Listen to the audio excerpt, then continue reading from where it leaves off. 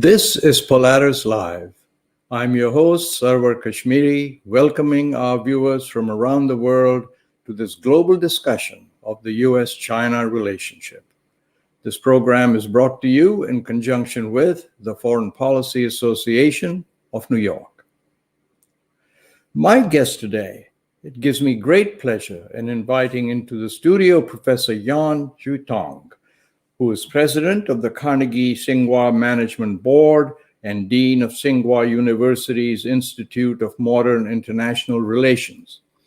He is editor-in-chief of the Chinese Journal of International Politics, serves as an advisor to several leading academic journals, and is a member of the Consultation Committee of the China Ministry of Commerce. He has many books that he's written, the latest being Leadership and the Rise of Great Powers, which we will discuss in our conversation this morning.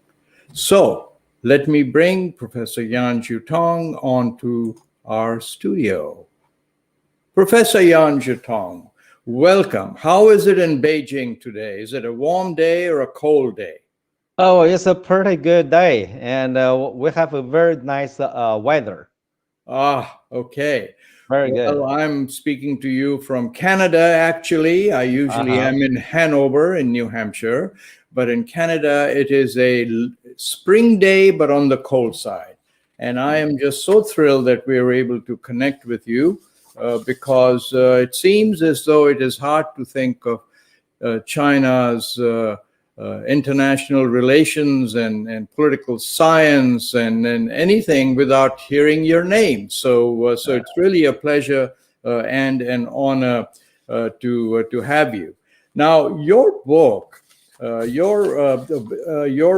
which has this intriguing title of Leadership and the Rise of Great Powers.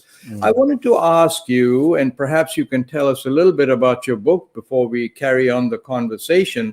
You know, you're so rare amongst the group of people who looks at the long Chinese history and tries to take lessons from it to look at current events. And I was fascinated to read that ancient Chinese philosophies, you say, attribute international power transition to the greater capability to reform of a rising power's leadership than that of the dominant state, right? So what does this tell us about U.S. and China leadership in the last four decades? Tell us. Well, actually, this book is developing a kind of paradigm, challenging the political system determinism. This book is a political determinism, but it stresses the importance of the leadership. So if you ask me how the importance of the leadership of China and the United States and play their function in their relationship, I would say the relationship between China and the US actually managed by the leaders of these two countries. And even there's no any change in their political systems. I mean, no matter how huge the diversity of the political leadership, political systems between these two countries, and the leaders can manage the relationship in a peaceful cooperation or peaceful coexistence. And meanwhile, they also can make the relationship and go down to the hell, to the war. So from my understanding, leadership plays a much more important role in China-US relationship than the political systems. That is so interesting, and it makes a great deal of sense the way that you express it. So this would be a good time to ask you, Professor Yan, this morning's Wall Street Journal, right, which, as you know, is one of the go-to papers for the leadership of the business community and others. Well, today there is a front page story that China has now informed America that it is America's equal, that it will no longer look up to America. And I was a little bit surprised at reading that because I have always assumed that, an old culture is generally more better mannered than that, if I may put it that way. And so I was a little surprised to hear that China declared in Alaska that, hey, we are now your equal. How is this front page story in the Wall Street Journal going to be received in Beijing? How is it going to be interpreted by the leadership and by the common layman in China? Can you shed some light on this for me? Well, I think the concept or the term of on equal footing is a very new concept, which started from the March of this year. And when Chinese government used the term to describe China's relationship with the rest of the world. Actually, that mainly used to describe the relationship with the United States. So for a long time, and in China, and both in the US, they think China is weaker than the United States. So China should be, in some way, stand at the unfavorable position to dealing with American in this asymmetric relations. So China now said that we are, although still not as strong as the United States, but we are no longer as weaker as before. And so China said, and we want to stand in the equal footing to talking about our bilateral relations. So it is more a statement of reminding America, the interlocutor, that we really are on an equal footing, and don't take us or speak to us in any other way. Is it something like that? My understanding actually is not mainly refer to the attitudes. I think it refers to the policy. For instance, and when U.S. set economic sanction on China for political issues, and usually, and China do not take equal retaliatory sanction on the United States. You must remember that when the President Trump set up the custom on Chinese products, China certainly also increased customer on American products to China, but not on the equal rate, right? So now China said that U.S. cannot continue that kind of policy and forever, and China will not accept that kind of policy and treat China as a weaker power. Right. That makes that's much better from my understanding. Do you think, from your long study of China's long history, can one make any predictions, you think, of whether hostilities are closer now than they have been as the rising power gets closer to the established power? Do you think that we are getting closer to a stage where this is becoming a more dangerous situation, or do you think that both countries have enough sense to keep it under control? Do you have any views on that? In our history of the last 3,000 years, and the problems or the conflicts between rising power and the status power or the hegemon power, is always and brings about the confrontation between these two countries. So this, I will call this a kind of a relationship as a structural contradiction between rising power and status power. So this is inevitable. The question is not whether this kind of a conflict can be avoided or not. From my understanding, it's impossible to avoid this confrontation, but that's really depends on the leadership strategy, how to manage this kind of structural contradiction. That means how do they develop the strategy to manage the conflict between the two major powers. So now today, China and the US facing the same situation.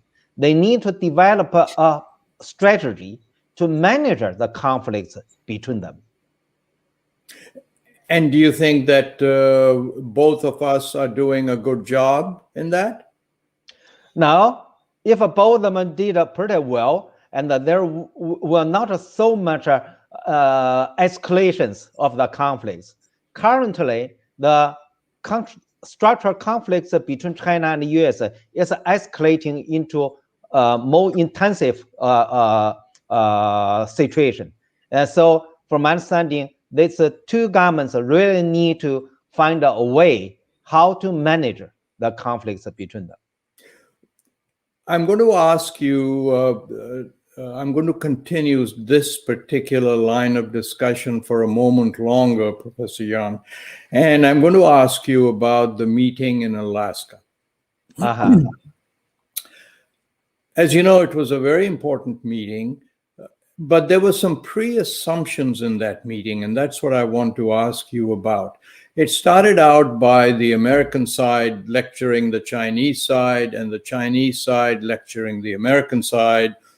And it was almost as though, it appeared to be very angry, very fierce, and the media reported it in rather hostile terms. Yes. But I wonder if we expected too much from this, that being the first meeting after a change in administrations, and I might say a radical change in administrations, whether both sides had to establish for their own people exactly what the political situation was, what they were going to do, so that they could later become a bit more friendly or more friendly.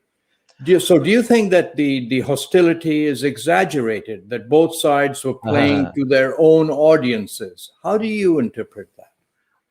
I'm quite pessimistic about the coming relationship between China and the US under the Biden's administration. And currently, both China and the United States adopted the point a finger at other side's strategy. So neither side will looking for the substantial way to manage the conflicts, but they try to blame the other sides for the deteriorated relationship. Second, and both sides at this moment and do not have that kind of domestic atmosphere for soften the conflicts between them. No favorable domestic situation for reducing the tension between them. And the big political division in the US, and there are some leftist, extremist nationalism is gaining momentum in China. So these two things make these two governments are in a very awkward position to manage their relationship. So I would say, and if China and the US can improve the relationship in Biden's term, it could be last 2 years, maybe the very last year, and not the first 2 years. Well, but let me ask you a slightly provocative question. President Xi Jinping is the leader of the Communist Party and in a much more permanent position, if I may use that word, as opposed to the American president, whose party comes up every 2 years for election. Things can change and so on. So isn't President Xi Jinping in a much better position to face internal Chinese audience and move the relationship forward without as much regard to the politics in China as the American president has to give to the politics in America? Sorry if this is a provocative question, but I did want to ask you. In regarding the domestic situation, I think the Biden faces more constraint from their divided political situation at home than the political diversities in China, which have a constraint on Chinese leaders' policy making. Right. So, in terms of how much the domestic politics impose pressure on policymakers, I think Biden is in a more difficult situation than his counterparts in China. I would totally agree with that, but doesn't that give President Xi Jinping the advantage of taking the initiative in lowering the temperature? Because he can face more politics than can the American president. And do you agree with that? Well, I think neither side at this moment prepared for change their current policy. Right. So I would say if you're talking about the possibility in 2 years, I mean the last 2 years of a Biden administration, that will be possible for one of the two powers to make initiate the concession for improving the relationship. But this year, definitely it's impossible because too short. It takes time for both sides to prepare their domestic atmosphere. But then I think one thing that people also should notice that, and China is going to have the Party Congress, the 21st Party Congress next year. That's also very, very important political meeting. At that time, it's also talking about the new term of the presidency. So from my understanding, that this year and next year may be not very, very easy for both sides to improve the relationship or get rid of the domestic constraint. And so I suppose from that, we can also conclude that they need to be very careful. Because there is a time when they will have to go through without making any big breakthroughs, setting the atmosphere. So it is a time to be doubly careful, you think, about what they say and what they do? I think both sides should be very careful about the bilateral relations, because these bilateral relations have the global influence on the world. I think almost every country will suffer from the confrontation between these two countries if the confrontation escalated into military clashes. So in that way, I think these two countries should be very careful, first, for their own interests. Second, they also should concern the interests of the whole world. Do you believe that China and the US are in a Cold War, as some of the newspapers and media here in America point out? I totally disagree with the term New Cold War, because Cold War refers to the strategic competition between Soviet Union and the US through the strategy of the proxy war, and driven by expansion of ideology. So ideological expansion is the engine driving the Cold War, and the engine driving the car of a proxy war, and destroy, cause a disaster to the world. Today, the engine behind the China-US competition is a technology superiority. It's not an ideology expansion. Second, the car is no longer proxy war. The car is a digital technology competition. So when the two sides, when the engine and the approach are totally different from the Cold War, I don't think we are going to have a new Cold War.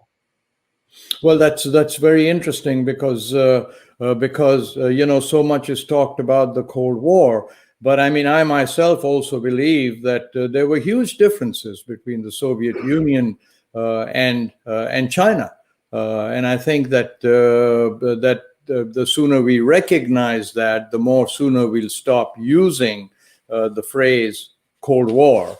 You know, one of a business leader I was talking to told me that you must remember that in the best year, the trade relationship, the annual volume of trade with the Soviet Union is done in 1 day with China, right? So in many... I think, I think the difference between Cold War and today's China-US competition is not different in degree.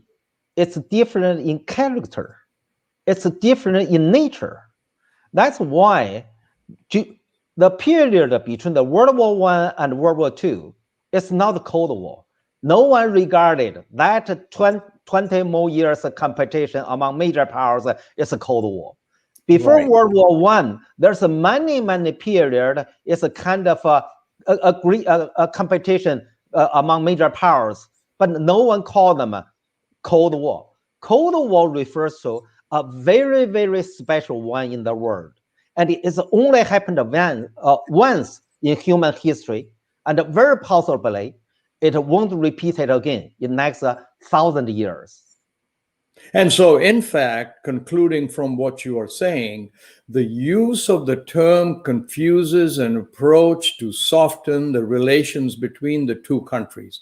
It takes us in wrong directions to use that phrase, Cold War, because it's meaningless, you're saying, in this context. Yeah, the political harmonies caused by the term Cold War is that make the competition worse and worse. And academically, the term actually misleads people to regard the apple as an orange.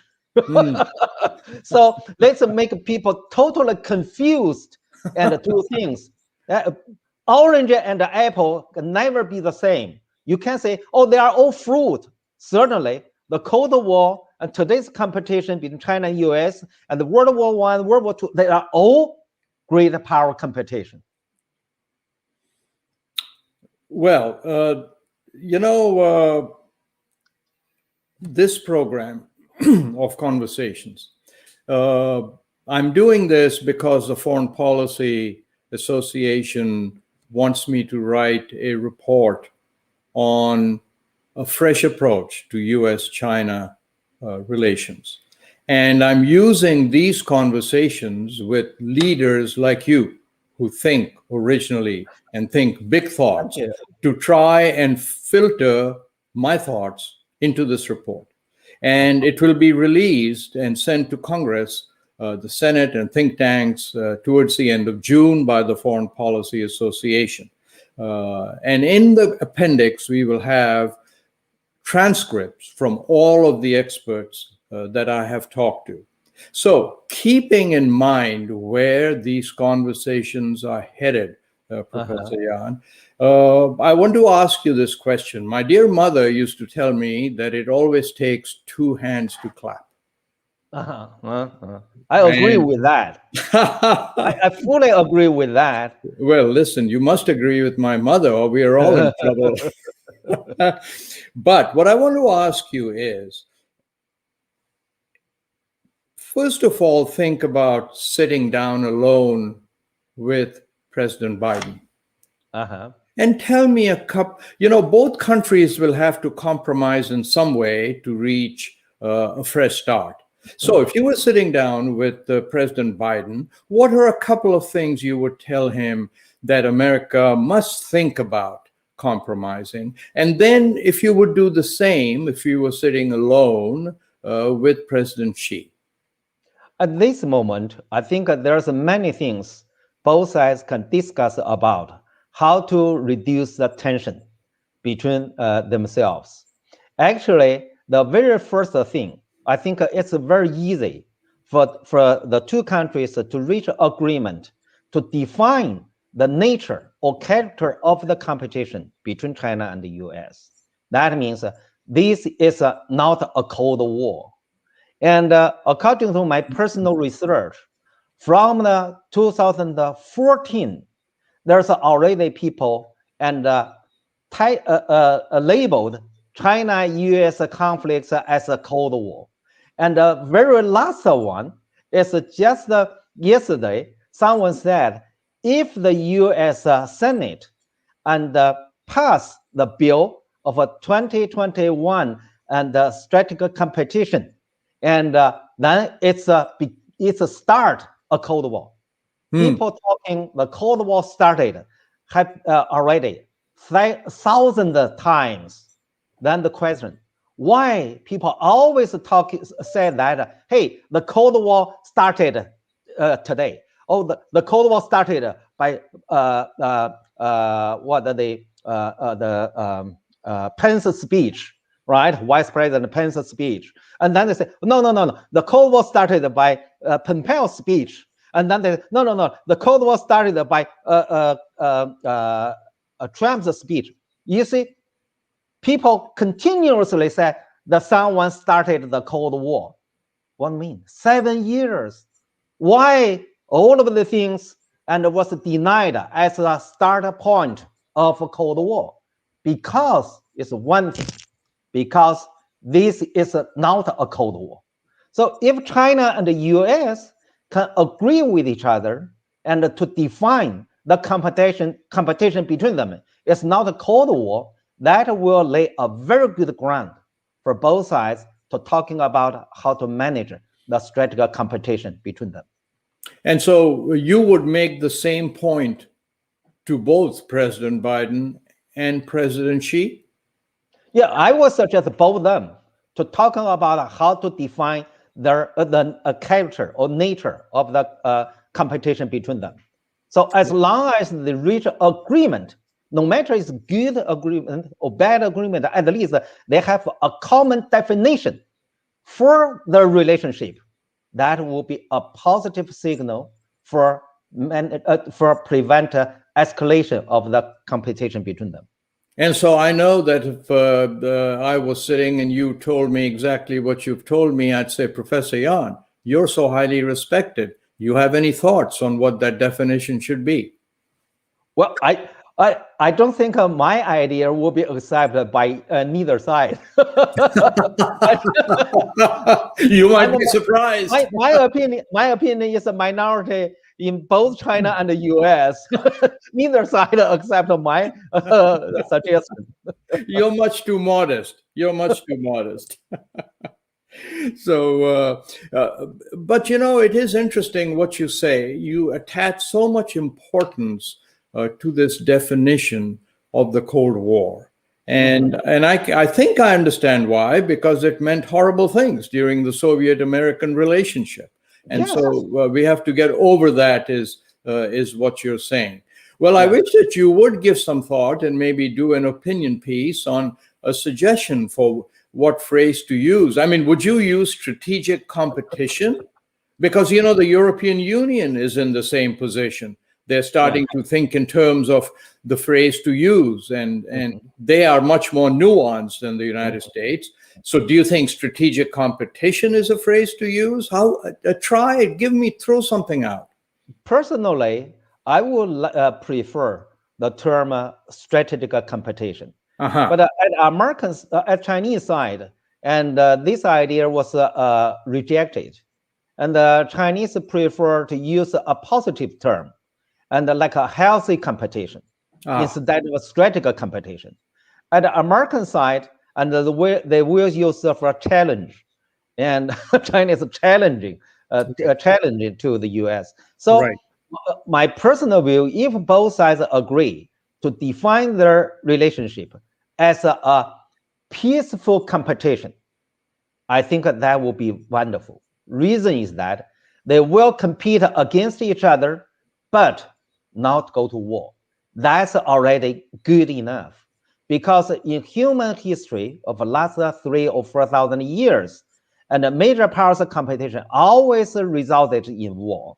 But if this time the competition do not bring the major war or a comprehensive war to the world, that's already is a kind of a progress of a human being.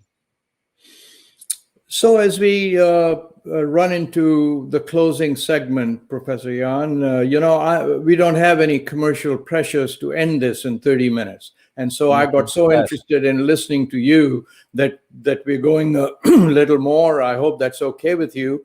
But my last question that I want to ask you, and again, please forgive me for being forthright, that in America, there seems to be a consensus amongst the Washington elite and Yes. the China elite that we have to stop China, that China Yes. and America are really not on the same wavelength.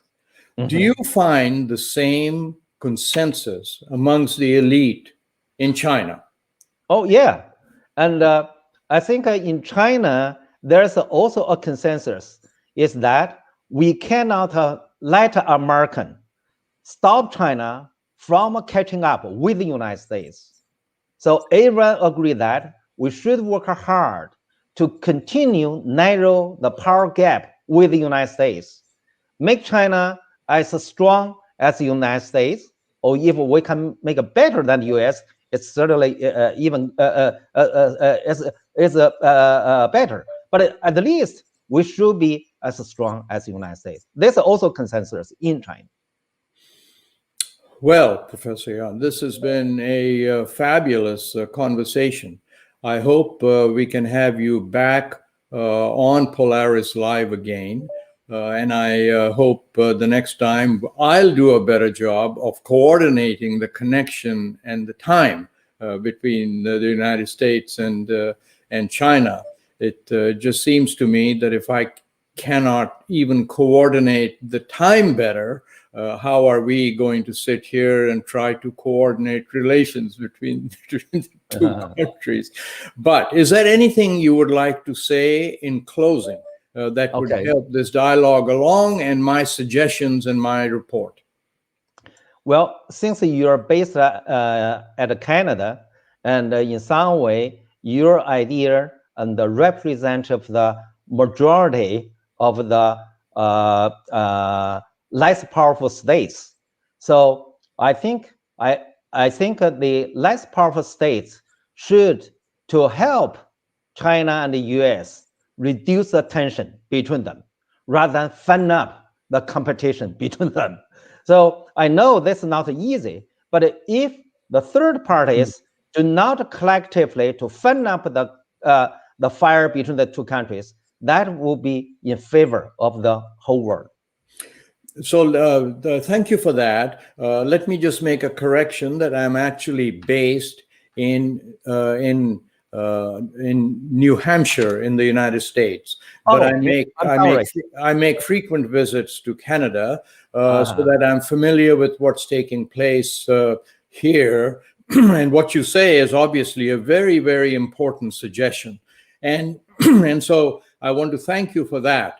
I know what my Chinese friends will say. They will say, well, you know, my Canadian friends would say, they probably say, well, you know, China is taking Canadian diplomats and China is doing these things. So it's not easy for Canada to do that.